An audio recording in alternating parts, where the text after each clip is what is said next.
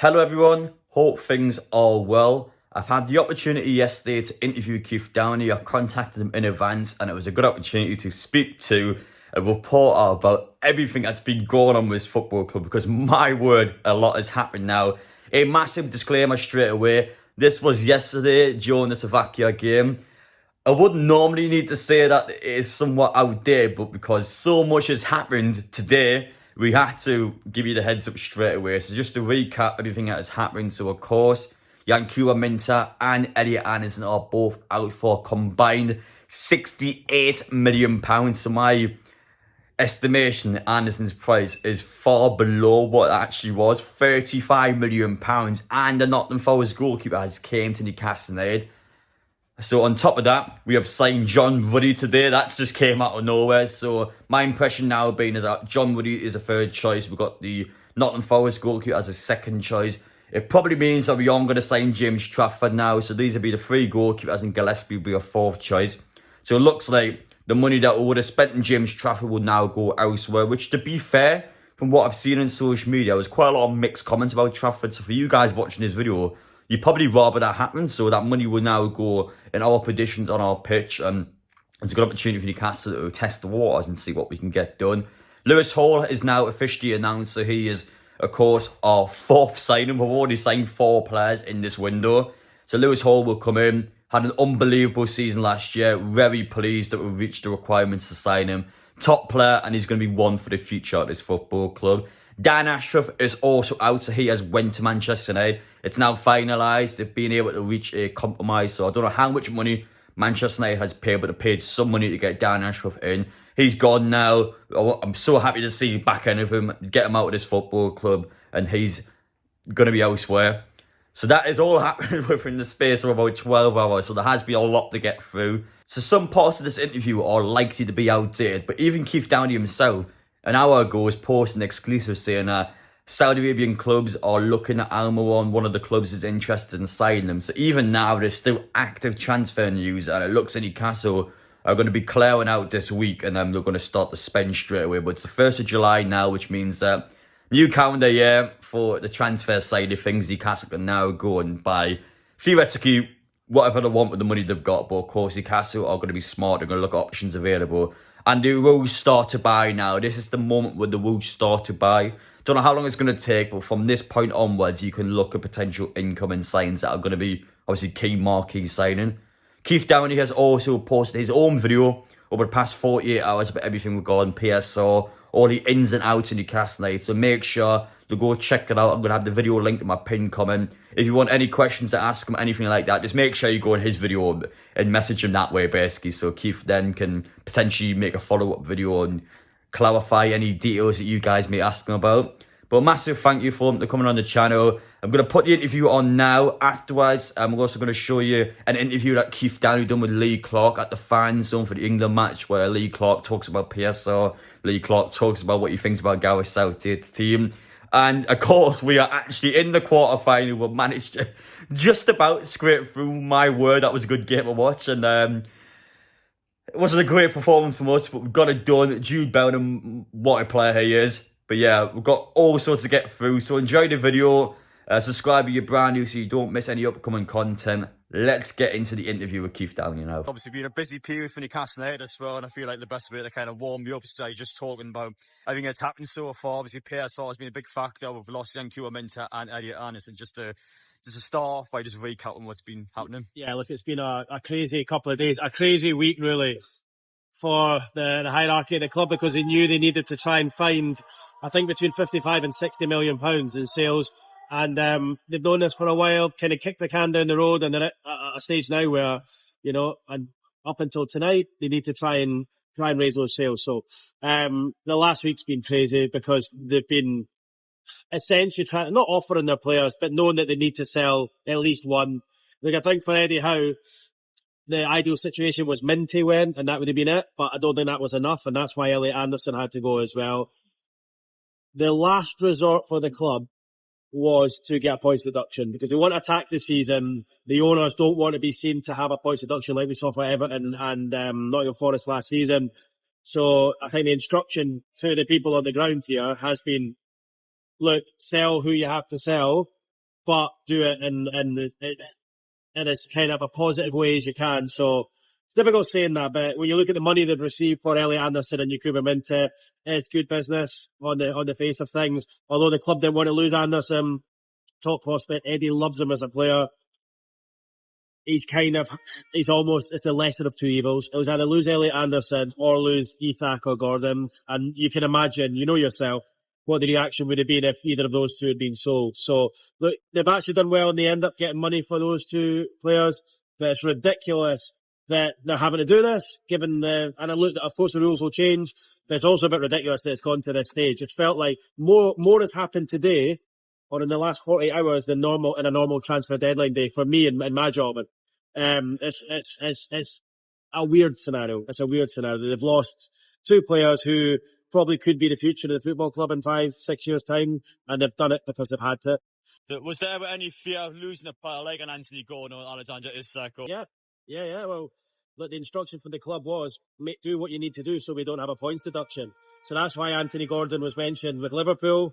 That's why Isak was mentioned with Chelsea, because there was almost like an openness or a willingness from Newcastle to do a deal with Liverpool or Chelsea if the offer was right. Now, if Liverpool had come in and said, there's 50 million for Gordon, it would have been no. Or if Chelsea come in and said, there's 80 million for Isak, it would have been no. It would have had to be the valuation of the player or close to the valuation of the player. Now, had Chelsea come to the table at the end of last week, Friday, and said, there's 130 or 140 million for Isak, the answer might have been different. If Liverpool had said there's 100 million for Gordon, the answer might have been different. But why are the clubs going to offer that when they know Newcastle were desperate to sell? So look, there was a chance that either of those players could have gone to deal with the situation. The lesser of the two evils was Minty and one other went. Now, it could have been Callum Wilson, but in the end, it was Elliot Anderson. So, Eddie Howe will not be happy because, as I say, he's a huge fan of Elliot Anderson, but losing Elliot Anderson was probably slightly better than losing an Isak or a Gordon because they're harder to replace. Yes, Elliot Anderson's a good player. He's probably not in the starting 11. Isak and Gordon are pretty much, alongside Bruno, your three best players. So, look, a horrible situation to be in. I think it's been carnage behind the scenes at the football club, I really do. But we're at a stage now where they've got two out the door. They've got decent money in for these two, and now they can kick on into the summer transfer window and try and bring players in. But it's not just the money as well, it's about actually getting that Nottingham Forest goalkeeper in there. I don't know too much about the Greek goalkeeper. My impression is he's coming in as a third choice. He's just in to be. I've just listened to the fans behind us singing Anthony Gordon. He is there to be a backup goalkeeper, really. Look, so what's happened here is Forest have helped Newcastle by buying Elliot Anderson, and it's helped them avoid a points deduction. So it's a little bit like, I'll scratch your back, you scratch ours. So Forest have said, look, we'll take Anderson off your hands. We like him as a player. We'll give you round about what you're looking for, £35 million, but you've got to help us. We still need to sell another player as well. So that's why Newcastle have signed him. Yes, Newcastle need more goalkeepers. They've only got Nick Pope. They've got Martin Dubravka, ironically, who's playing just now. He's likely to move on this summer. So they kind of needed a replacement for Loris Karius. So, the Greek goalkeeper from Forest, will come in and be, the second or third choice goalkeeper. He's not going to come in and be the number one. I saw a lot of people on social media today asking me, is it him instead of James Trafford or someone else? No, this will just be an addition to another goalkeeper, as far as I understand it. Look, in an ideal world, I don't think Newcastle would have desperately taken one, but Forest have said, I think, we're going to help you out with Anderson, but you need to help us out in turn and take one of our players. Newcastle have looked at the list. Who can we take? Who are we interested in? And that's what they would have taken. Alanga would have been the first choice. Forest said no to that. I think Newcastle were in a situation where they needed to take someone, and they thought, well, we need a backup goalkeeper. This guy's got a lot of experience. He'll come in and he'll fill the goalkeeping complement, but I don't see him playing much. He'll only play if there's injuries to the first and second choice. And my final question, Keith, obviously you've just kind of mentioned there the likes of James Trafford. I know it's a bit tricky when the Euros, they've got the Copa America on as well to kind of judge on it, but even if it was just able to tell us potential predictions there, what is next for Newcastle is probably the big question. I think we all know what Newcastle need. They need another defender. tried to get Tosin Adebayo, struggled to say his name, tried to get him. They were really devastated that fell through and he went to Chelsea. Player probably used Newcastle a little bit to get the deal that he probably wanted. So they need a right-sided centre-half. They need a right winger, an upgrade probably on Almiron. Whether Almiron stays or not, I don't know, but they probably need someone to come in and be the number one choice in that position. And they're going to need another striker. You've got Isak there. Yes, he's had his injury problems. I think it's unlikely Wilson stays this window. Trippier too. I think there's a good chance both of those move on. So they're going to need a striker. So look, a lot depends on who leaves. You know, you would like to think they'll hold on to both Bruno and Isak now. But listen, if a team comes in and offers 90 million or 85 million for Bruno, the club have got a decision on their hands. They've said to me time and time again, in a PSR world, every player has his price. They didn't want to lose Elliot Anderson today, but they had to. If a huge bid comes in for Bruno, they might have to think again. I think you'll get another year out of him though. So hopefully the midfield situation with Tonali there will be strong and you don't need to add. I think a striker in replace of Wilson should he go, a right winger and a centre back. I thought maybe a left back, but you've got Lloyd Kelly who can play left back, centre back. You've got Byrne who can play left back, centre back, and you've also got Hall now as well. So I think there's slightly less. So if the squad remains how it is, I don't see wholesale changes. But if players like Trippier, Wilson, potentially Longstaff start going, he's in the last year of his contract, then you're going to see a number of players coming in. But look, they've got money to spend now. As of tomorrow, it's a whole new accounting period, so they can get to work and trying to bring players in. Yes, they've lost Elliot Anderson and Minty, not what they wanted. But listen, it could have been a whole lot worse this week if either Gordon or Isak had gone. Come on, a bit better than that. We can get to the quarterfinals or win today. Nice to see you all. Keith Downie from Sky Sports News. Back from the Scotland game over in Germany at the weekend. Tail between my legs, but listen, we got a few beers in and that was the main thing. Anyway, let's put some positivity on this game today and also just have a quick chat about the Newcastle situation. I know most of you are probably Newcastle fans, want to know what's happening with PSR. Alright, maybe you're not. To talk about that and the game today is a former Newcastle midfielder, Lee Clark. Welcome him on the stage, please. Right, Lee, throw some positivity onto the situation today. It's been a poor start for England. Can it turn tonight? It can, of course. We're in the last 16. We're a great opportunity. The performances can only get better. They haven't been great in the group stages. How we end up winning the group is beyond me, but we've done it. We've now got a chance tonight. I'm a little bit disappointed in the team selection with only one change. With the Newcastle hat on, I was expecting Anthony Gordon to get a chance. Cole Palmer also get a chance as well, but that hasn't been the case. So the manager has put himself under pressure. If the players don't deliver a performance a bit different to what they've already delivered, he'll come under the scrutiny again. Big pressure that is put on him, as you say there. What does Anthony Gordon have to do to get in? He fell off his bike and everything, he's trying a lot. He's diving off his bike to get a chance to play, yeah. No, he couldn't have done any more. I mean, even in the 1 minute he got of normal time and the 4 minutes of injury time, he looked bright. Cole Palmer looked very good when he came on. Kobe Manu done really well, he's getting his chance today. I thought those three changes would have been the ones that would have happened, but at least one of the wingers, and anyway, maybe just one of Palmer or Gordon and bring them on later on, but that wasn't to be the case. But we've got to hope. We've still got talented group of players out there. Let's not put this right. Still got Saka and Foden and Bellingham who haven't performed to their usual level. Kane as well. So they have to deliver today, and then we've got a chance.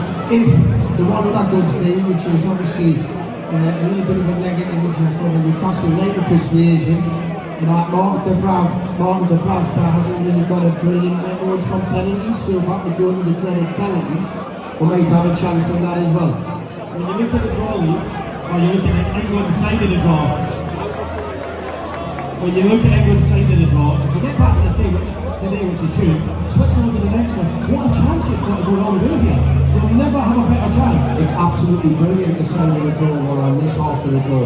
But what I've got to temper that with is, I've obviously took a lot of interest in Switzerland with the Fabian Schär connection, Newcastle player, and they've been really good in this competition. So that won't be easy if we get through tonight. But we'll worry about that after tonight. But hopefully we're there, and then we can keep progressing. Sometimes in these tournaments, it's the longer you go on, you can start delivering better performances, and that's what Gareth will be hoping his lads can do. We heard Gareth Southgate there. I mean, he's not great to listen to. I don't know if he would inspire me as a player. If you're the manager, and you've been a manager for a number of teams over the years, what are you saying to the players today to get a performance? Come on, give us a team talk. I'd be full on Mike Bassett.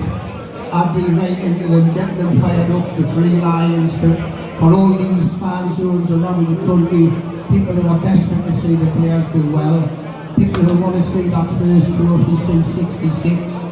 That'll be the inspiration. Do it for all these fantastic supporters, the length and breadth of England. They want us to see it. And listen, you look at the 26 players in the squad. Wow, what a squad we've got. Unbelievably talented players. Players who are the best players in the Premier League, best players overseas, playing for some of the biggest clubs in the world, Kane and Bayern Munich, Bellingham, Real Madrid, written at the club level. Let's see if we can do it now for those Three Lions. Well said. Well, I've got you. Newcastle, what's going on? PSR. It's got everyone running scared, hasn't it? I mean, there's a tinge of disappointment with what's happened in the last 24 hours and what's happening today for me. Being a lad who came through the youth policy at the football club, to lose a boy like Elliot Anderson, who probably didn't want to leave. Eddie Howe probably didn't want to lose him, but he's going to go to Forest for around the region of 35 million. Obviously, Minty is going to go to Brighton for 33, combined 68 million pound. Probably means we don't have to sell Isaac, Bruno or Gordon, which is a huge boost, but still makes a big impact. It's making it difficult for us to play catch up and bridge the gap that's there with Man Cities of this world.